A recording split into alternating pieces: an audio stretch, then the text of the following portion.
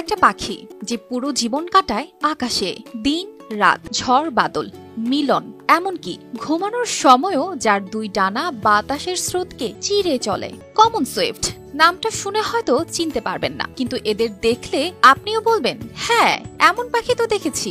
আশ্চর্যের বিষয় হলো এদের জীবন আকাশেই গড়ে ওঠে, মাটির সঙ্গে প্রায় কোনো সম্পর্ক নেই বললেই চলে। যখনই ছোট পাখিটা প্রথমবার ডানা মেলে আকাশে উড়ে যায়, তখনই শুরু হয় তার দীর্ঘ অভিযাত্রা।